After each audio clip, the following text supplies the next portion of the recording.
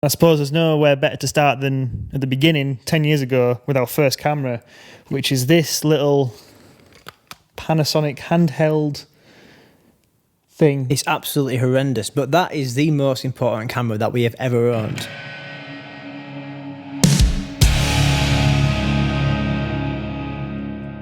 I'm Josh, and this is Jake, and we are the Ingamells Brothers, and basically we play with cameras for a living. For the last 10 years, we've been lucky enough to pay the bills by making films for people.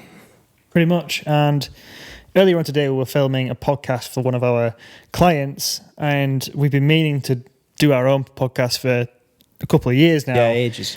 And they literally, like, part of that podcast was like, oh, people just need to do it, so we're just doing it. And I suppose there's nowhere better to start than at the beginning, 10 years ago, with our first camera, which is this little Panasonic handheld thing, which I think is 480p, not even HD. It's absolutely horrendous, but that is the most important camera that we have ever owned. Like, we've got some really cool Sony gear now, we're working on the FX3s, but that thing is still the most important camera, because without that, we would never have started making films, which means we wouldn't have the business we've got today. No, before we play with cameras for a living, as you put it, we were musicians, and we went to America to record one of our EPs. Very lucky to do that. And our parents bought us this the Christmas before we left to take with us to make some videos. And that's kind of where it all started, isn't it? Yeah, it was just we just wanted to document the experience for ourselves. And then the footage, we actually used that to produce our first ever music video. We did a really horrendous cover of a Lady Gaga song. We made it really rocky. What song were it now? Just Dance? Just Dance, yeah. It was. So we recorded this really heavy rock version of Just Dance, and then we made a music video for it using that camera. And I mean, the quality looking back at it's horrendous, isn't it? It is, yeah. And looking back at you look back at it, you cringe, don't you? With like how you frame things, what you were wearing, saying, doing. It's horrible to look back on, but it's quite nice in the same way that you actually have that, because a lot of people don't, I suppose. Yeah, it's nice for us, just for memories for ourselves. Yeah. But then without that camera and that horrendous music video, we would never have started producing music videos, which would then never have led into us doing commercial videos, wedding videos, and all the stuff that we do now and are lucky enough to make a living from. Yeah, so if we take you back to when we first got the camera, I was 16. Yeah. Which means you were 20? No, you must have been old. I could drink, so I must have been 22. You must have been 17, 18, or 21. I don't know. Basically, I was old enough to drink in America because I drank a lot whilst I was in America. You weren't old enough to drink in America. So I wasn't even old enough in the bars when I was in America. Yeah, you were roughly 4 years younger than me. We've been in a band for, 4 or 5 years at that point? Something like that, yeah. Our music career was going quite well for us at this point. We'd played a few big shows over here, started making a bit of traction. Got the opportunity to go over there. And over there is America, just to clarify. Yeah, over there to America, the other side of the pond.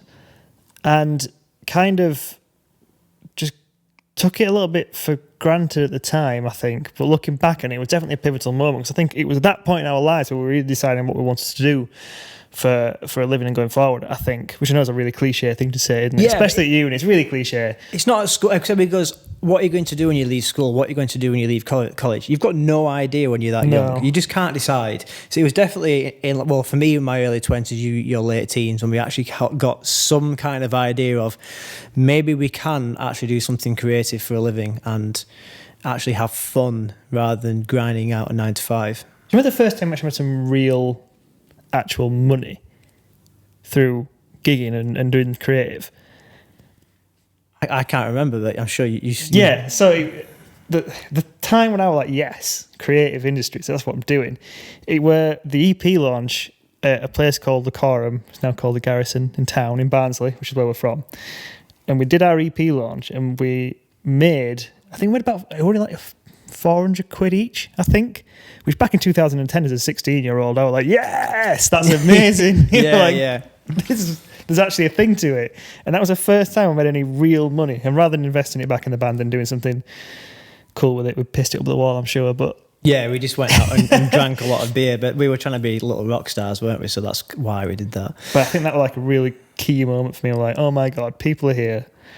They like what we've created. They're giving us money for it. And we're kind of like just being a little cocky 16-year-old, like, yeah, let's go drink it up the wall. Yeah, but 18-year-old probably. We're loving it. But I suppose what's the point of this meandering conversation is fast forward 10 years, and we've kind of, I thankfully got a little bit more business skill under our belt. You'd like to think so. You'd like to think so. And we've now built this this credible film company that literally pays the mortgage, pays the bills, helps me feed my kid.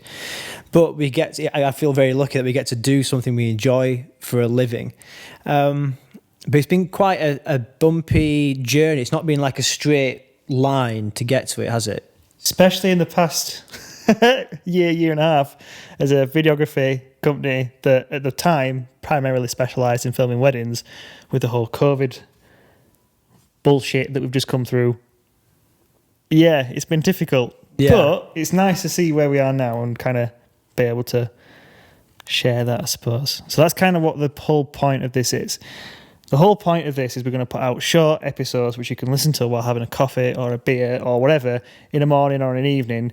They're not going to take up too much of your time, just kind of show a little bit more about our company, us, behind the scenes, and what we do running a creative industry business. So I suppose to wrap this up and to give there's some actual reason for you watching it, if we were going to sort of timeline of 10 years, we got the camera bought for us by our parents, started doing music videos. Our friends, when we got a bit older, they started getting married, so we started filming weddings, and that's when we actually finally started to get some capital underneath our belt, because people book weddings so far in advance. We knew like next year we'd have X amount on the books, and the year after a certain amount on the books. We could start investing in more cameras, started going into commercial work. Pandemic hit, destroyed everything. We ended up in an Amazon van for 3 months, but that is what it is. And then out of the blue, we just got really busy doing commercial work again, and we took a leap and got a lease on this new studio which we're building. And the next 10 years is all about building this studio. It's definitely a build it and they will come mentality. I don't think we've actually got a business case. We're just kind of flying by the seat of our pants, but hopefully. So we'll be discussing all of those different things in future episodes, probably one by one, giving you a bit more of an insight of things we've learned in the past running business and how they're going to affect us going forward. But thanks for listening to episode 1. I hope it's been interesting, giving you an idea of what we do and a bit more of a behind the scenes look at us, rather than just being really kind of professional and straight talking. Yeah, and if you want to basically watch a video which is a bit more interesting than just sitting talking, I suppose, about everything we talked about today, there is a 10 years in the making video, I think it's called, on our channel, which is put out a few, maybe last year at some point. Go and check that out. It's basically what we said today, but more concise, with more of the imagery and stuff like that, so you can laugh at our silly emo fringes that we had back when we were 16. Cool. Right, let's leave it there. Cheers, guys.